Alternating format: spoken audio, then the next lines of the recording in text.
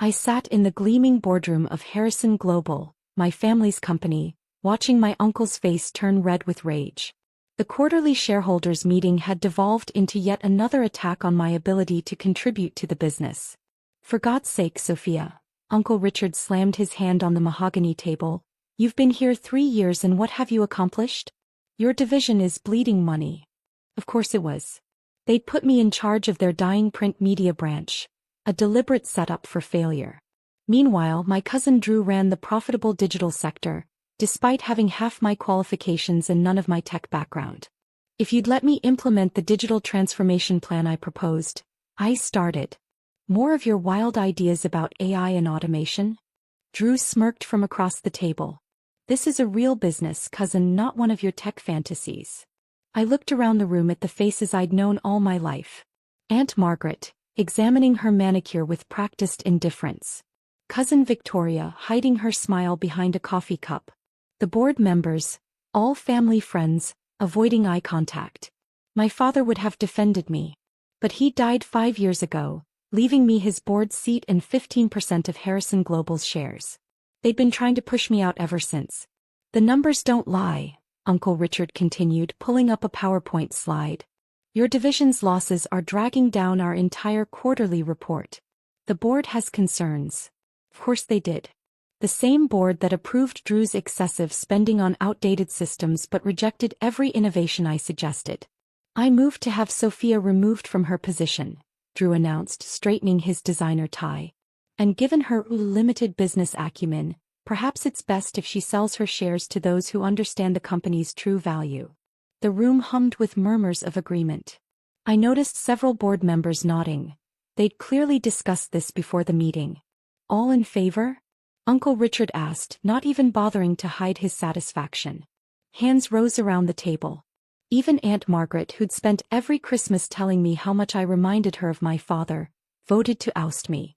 Well, Sophia, Uncle Richard's voice dripped with fake sympathy, the board has spoken. You have until the end of the week to clear out your office. As for your shares. He slid a document across the table. We're prepared to offer you a generous buyout. I picked up the paper, examining the offer with an expressionless face. The amount was well below market value. They expected me to be too naive to notice. What they didn't know was that I'd been preparing for this moment for 2 years. While they thought I was failing at running their print media division, I'd been watching, learning, and building something of my own. Nova Investment Group, a company that specialized in acquiring and modernizing traditional businesses. I'd used my trust fund to start it, operating through shell companies and private holdings to keep my name hidden. In 2 years, we'd acquired and transformed 12 companies, turning dying businesses into digital powerhouses. My wild ideas about AI and automation had made Nova one of the fastest-growing investment firms in the country. But to my family, I was still just poor, weak Sophia who couldn't possibly understand real business. You're right, I said quietly, looking Uncle Richard in the eye. I should sell my shares. His eyebrows shot up. He'd clearly expected more resistance. In fact, I continued, pulling out my phone, I already have a buyer lined up. They've been quite interested in Harrison Global's potential. What are you talking about? Drew's smirk faltered slightly. You can't sell without board approval. Actually, I can. Dad made sure my shares came with unrestricted transfer rights. Check the bylaws. Uncle Richard's face paled. He knew I was right. He'd helped write those bylaws himself. Who's the buyer? Aunt Margaret finally looked up from her manicure, a hint of worry crossing her face. I smiled, remembering all the times they'd dismissed my ideas, mocked my suggestions, and treated me like a child playing at business. Nova Investment Group, I said calmly. They specialize in digital transformation of traditional companies. In fact, I checked my watch. Their offer to purchase my shares should be arriving any moment. As if on cue, the boardroom door opened. My assistant walked in carrying a thick envelope. The contracts you requested, Ms. Harrison, she said, using my real name, not the fake one I used at Nova. The room went silent as I opened the envelope and began spreading documents across the table. Purchase agreements, transfer forms, and most importantly, Nova Investment Group's complete portfolio, showing our successful company transformations and our $2.8 billion in assets under management. You see, I looked around the table, enjoying their shocked expressions. While you were all busy underestimating me, I was building something rather impressive. And now, I smiled, I think it's time for Harrison Global to undergo some changes. Drew grabbed the portfolio, his hands shaking as he flipped through the pages. This is impossible. You couldn't have. This company is worth billions. Amazing what can happen when you actually listen to those wild ideas about AI and automation, isn't it?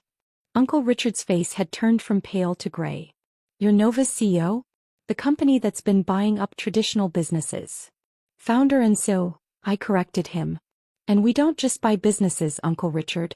We transform them. Bring them into the digital age. Exactly what I've been trying to do here for 3 years. I stood up, smoothing my skirt. Now about that buyout offer. I pulled out another document from my briefcase. Here's my counteroffer. Nova Investment Group will purchase my 15% stake in Harrison Global at fair market value, significantly higher than your insulting proposal. This is ridiculous, Drew sputtered. You can't seriously expect us to believe that I built a successful company while you were all mocking my ideas? I clicked a button on my phone and the boardroom screens came to life. Let me show you exactly what Nova Investment Group has been doing. The screens filled with data, financial charts, acquisition histories, digital transformation metrics. Every success they dismissed as impossible was there in stark, undeniable numbers. In the past 2 years, I continued, Nova has transformed 12 traditional companies into digital leaders. Our average post-acquisition revenue growth is 312%. And our technology division, you know, the one with all those wild ideas, holds 23 patents for AI-driven business solutions. Uncle Richard's hands gripped the edge of the table. Why all the secrecy? Why hide behind Nova? Because you taught me well, I smiled coldly. Wasn't it you who always said, never let them see you coming? Besides, it was fascinating to watch you dismiss Nova's market presence while simultaneously complaining about losing business to our transformed companies. Aunt Margaret leaned forward, her carefully maintained composure cracking. But your division here, the losses, were carefully managed, I finished for her. I needed you to underestimate me to keep pushing me out. Every decision you made played right into my strategy. Strategy. Victoria finally spoke, her voice sharp. What strategy? I clicked to the next slide, showing Nova's complete analysis of Harrison Global. While you were all busy mocking my performance, I was conducting the most thorough evaluation of this company's weaknesses and potential. Every failed project, every outdated system, every missed opportunity, I documented it all. Drew's face had turned an interesting shade of white. The digital sector reports I sent you were incredibly helpful, I nodded. Though you might want to be more careful about sharing confidential data with someone you consider incompetent. I stood up, walking slowly around the table. Nova doesn't just want my 15% stake. We're preparing to make an offer for controlling interest in Harrison Global. And thanks to your meticulous efforts to prove my incompetence, we have everything we need to convince the remaining shareholders that new management is necessary. You can't do this, Uncle Richard's voice shook. This is your family's company. Family. I stopped behind his chair. Like when you blocked my promotion last year. Or when you gave Drew my father's office the day after his funeral. That kind of family. The room fell silent. Even the board members who had so eagerly voted to remove me were now staring at their hands, avoiding eye contact. I returned to my seat, pulling out one final document. Nova's official offer will be presented tomorrow. But I thought you deserved a preview. After all, we're family. The number on the page made Victoria gasp. Drew actually swayed in his chair. This is a courtesy, I continued. A chance to accept gracefully before we take this to the shareholders. And believe me, they'll be very interested in Nova's track record of transforming outdated companies into modern, profitable enterprises. And if we refuse?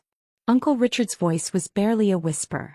Then I release my complete analysis of Harrison Global's systemic failures under current management, including some rather questionable decisions about resource allocation, particularly in Drew's division.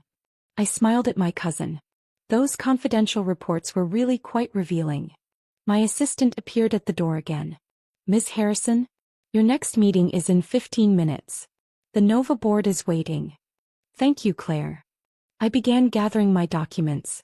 You have until 9 a.m. tomorrow to accept the offer.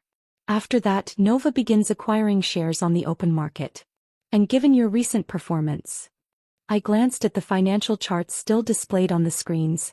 I suspect many shareholders will be eager to sell. Wait, Aunt Margaret called as I reached the door. What happens to us? To the family.